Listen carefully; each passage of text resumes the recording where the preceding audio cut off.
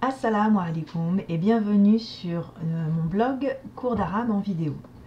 Avant de commencer les cours à proprement parler, il est important que vous visionniez ce petit diaporama et que vous preniez connaissance donc de ce qu'il y contient.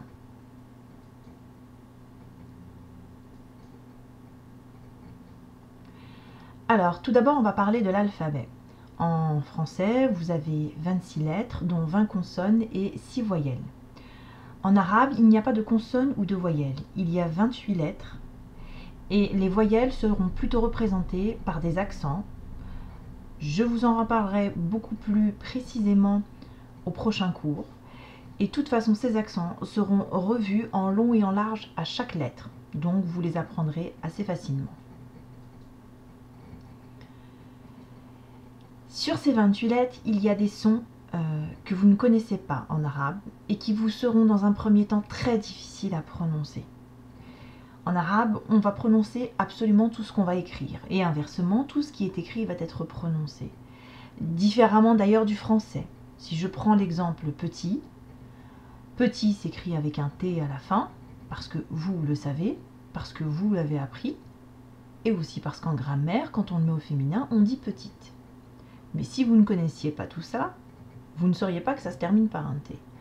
En arabe, tout ce qui va être écrit sera lu, et tout ce qui sera lu sera écrit. Ça, par contre, c'est un avantage. Mais l'inconvénient, comme je vous ai dit, c'est que les lettres sont très difficiles à prononcer pour certaines. Et il y en a quand même un certain nombre.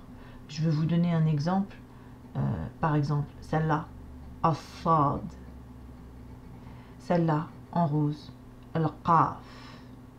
Celle-là en bleu, al-ain. Bref, il y en a un certain nombre, on reviendra dessus au cas par cas, encore une fois, vous inquiétez pas, mais il va y avoir un entraînement à faire au niveau de la langue, au niveau de la gorge. Deuxième difficulté, les lettres que vous voyez ici dans ce tableau, donc les 28 lettres de l'alphabet arabe, ce sont des lettres qu'on appelle lettres isolées. Sauf qu'en arabe, on n'écrit pas des lettres toutes seules. On écrit des lettres dans un mot, comme d'ailleurs en français. Alors en français, c'est pas compliqué, parce que la lettre O s'écrira de la même manière, qu'elle soit au début du mot, qu'elle soit au milieu du mot, ou alors qu'elle soit à la fin. Eh bien, c'est pas le cas en arabe. En arabe, on a à chaque fois des écritures différentes pour chaque lettre. Donc il faudra systématiquement connaître toutes les écritures pour chaque lettre. Donc j'ai envie de dire que vous allez apprendre l'alphabet 28 lettres, mais multiplié par 4. Alors je vais vous donner un exemple concret. On va prendre la lettre là qui est ici, en bleu, qui s'appelle la lettre Noun. Donc l'équivalent du N en français. Alors la lettre Noun isolée, celle qu'on vient de voir dans le tableau, donc elle s'écrit de cette façon-là. Maintenant, si elle se retrouve au début d'un mot, eh bien, elle s'écrira comme cela. Et puis si on la retrouve au milieu d'un mot, elle s'écrira comme ça, et à la fin d'un mot, encore d'une autre manière. Alors on aura des points communs entre les 4 formes. Par exemple, le point qui est au-dessus, là on le retrouve dans les 4 cas. Mais par contre, la forme peut complètement changer. Et puis en plus, parfois elle descend en dessous de la ligne de base, parfois elle se retrouve sur la ligne de base, et parfois elle se retrouve même au-dessus, en fonction des lettres. Et voilà, donc ça c'est une première difficulté. Une deuxième difficulté. D'autres difficultés pour vous vont s'annoncer. En français, on écrit de la gauche vers la droite. Et on commence son cahier par la première page de gauche. En arabe, vous faites le contraire. On écrira de la droite vers la gauche. Et en plus, on commencera son cahier pour nous à l'envers. Encore une autre difficulté. En français, on a l'habitude de reconnaître des mots parce que chaque mot sont séparés par des espaces, tout simplement. En arabe, au milieu même d'un mot, parfois on peut rencontrer des espaces. Pourquoi? Eh bien parce qu'il se trouve que certaines lettres en arabe, et elles sont au nombre de 6, ne s'attachent pas par la gauche. Elles s'attachent par la droite, mais pas par la gauche. Concrètement, je vous donne un exemple. Madrasatoun. Madrasatoun qui veut dire école en arabe. Madrasatoun est composé de 1, 2, 3, 4, 5 lettres. Au passage, je vous informe que ce qui est en rouge, ce sont les fameux accents dont je vous ai parlé tout à l'heure.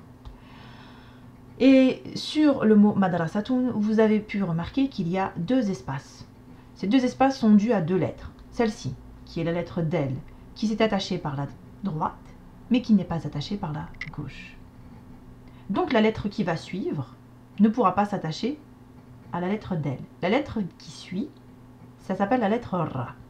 La lettre ra ne peut pas s'attacher à del, parce que del ne peut pas s'attacher par la gauche, mais la lettre ra a aussi la particularité de ne pas s'attacher de la même manière par la gauche. Donc elle se retrouve complètement ici, isolée.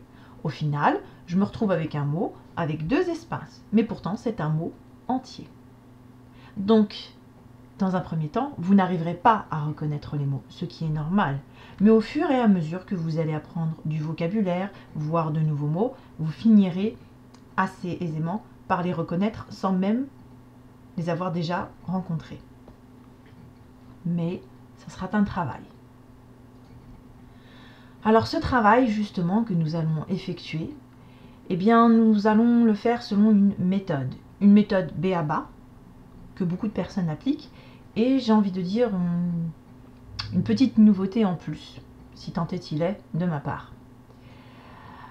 Alors, ce par quoi je suis passée en premier, et je parle ici en tant que francophone, c'est bien évidemment par l'écriture et la prononciation de la lettre. Et tout le monde passe par là. Donc vous devrez apprendre parfaitement à les écrire, à chaque fois que vous ferez une leçon avec moi, et ensuite parfaitement à les prononcer. Alors parfaitement, c'est un grand mot, puisque dans un premier temps, ça ne sera pas du tout parfait, mais à force de les répéter et de les réviser, vous finirez par faire d'énormes progrès. Alors la lettre, oui, mais aussi la lettre sous ses différentes formes, c'est-à-dire au début, au milieu, à la fin, et aussi avec les accents. Alors la petite nouveauté, c'est qu'en général, les personnes qui souhaitent apprendre l'arabe, ce sont souvent des personnes qui ont envie d'apprendre aussi à lire le Coran, ce qui n'est pas très facile. Ce qu'on fera, c'est que systématiquement, à chaque lettre qu'on aura apprise, on essaiera de la retrouver sous ses différentes formes dans une sourate du Coran. Et en même temps, on apprendra du vocabulaire de cette sourate, et en même temps, on la lira très doucement pour ceux qui souhaitent l'apprendre, et si possible, on en fera le tafsir, c'est-à-dire l'explication. On essaiera aussi à chaque vidéo de faire des petits exercices d'application, soit sur la précédente lettre, soit sur la séance même qu'on aura fait. Voilà, donc je vous ai résumé tout ce qui était important à savoir avant de commencer votre apprentissage. Je vous souhaite un bon courage. Assalamu alaikum.